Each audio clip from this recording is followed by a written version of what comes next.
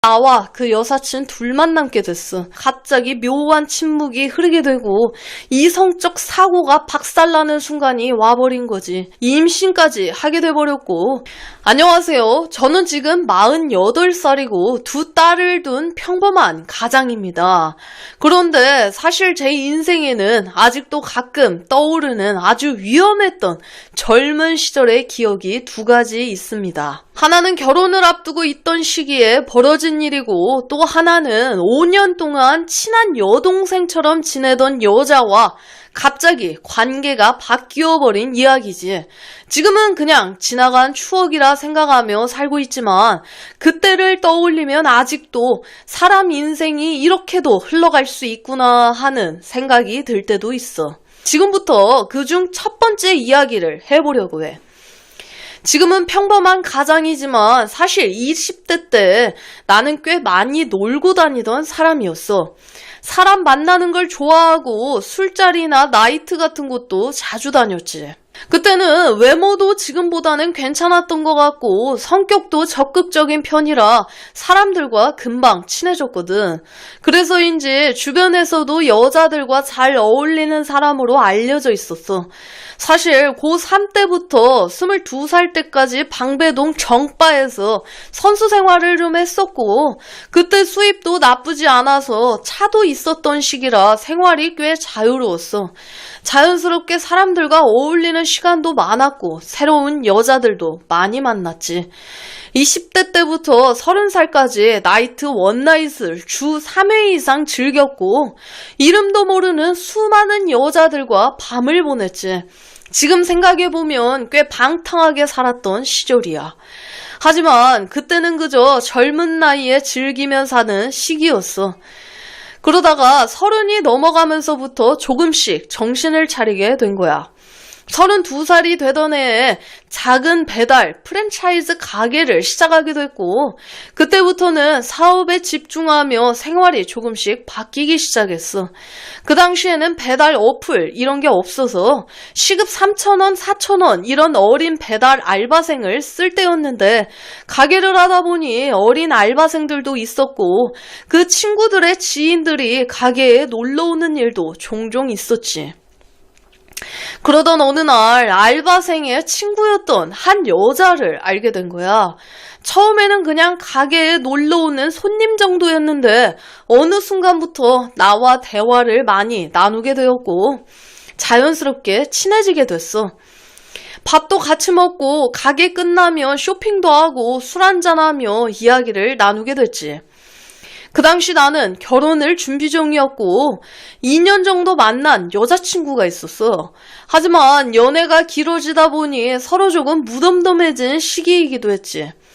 그러다 보니 새로운 자극이 필요해 그 여자와 함께 있는 시간이 늘어나게 됐고 몇 달 동안 꽤 자주 만나며 시간을 보내게 됐어. 같이 밥도 먹고 가게 끝나면 동대문 가서 쇼핑도 하고 술도 한잔하며 특별히 연인 관계라고 정리한 것은 아니었지만 서로 편하게 어울리고 시간을 보냈었어. 그러다가 일이 터지게 되었는데 그 여자가 같이 있자고 했고 고민이 많이 됐지만 감춰왔던 남봉꾼의 기질이 터져나와 함께 밤을 보내게 됐어. 남자 경험이 많았던 것 같았고 그 다음부터는 그 여자의 집에서 많은 시간을 보내게 돼. 당시 결혼 준비 중이라 스드메를 알아보러 다니며 낮에는 여친 드레스를 입히고 밤에는 그 여자를 만나 시간을 보내고 이런 생활을 6개월 정도 하게 된 거지. 그렇게 지내오다가 결국 나는 결혼을 하게 됐어. 그러면서 그 관계도 자연스럽게 끝이 나게 된 거야.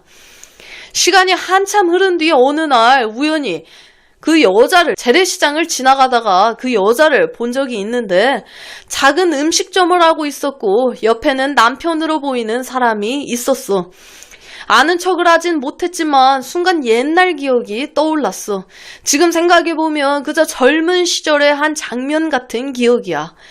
그리고 이번엔 두 번째 이야기야. 5년 동안 정말 친한 여사친처럼 지냈던 여자와 갑자기 관계가 바뀌어버린 사건이 있었는데 그 이야기는 지금 생각해도 꽤 드라마 같은 일이었지.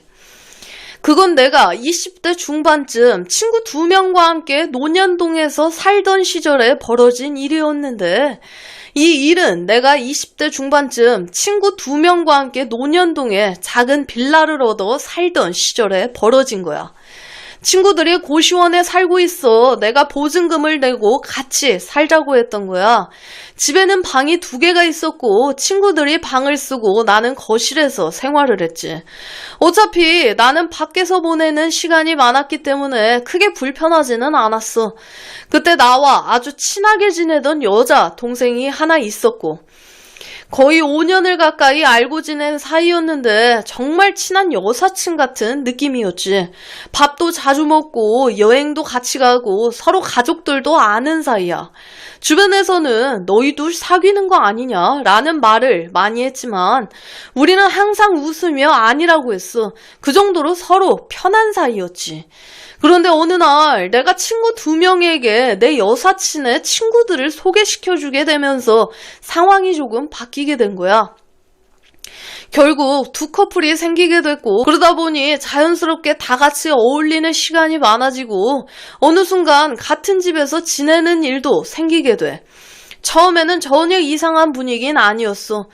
나와 그 여사친은 원래 오래 알고 지낸 사이였기 때문에 서로를 그냥 가족처럼 생각하고 있었거든. 하지만 사람이라는 게 참 이상한 게 같이 지내는 시간이 많아지다 보니 어느 순간부터 서로를 바라보는 느낌이 조금씩 달라지기 시작했어. 그래도 나는 그걸 그냥 스쳐 지나가는 생각이라고만 넘겼지. 그러던 어느 날 일이 벌어진 거야.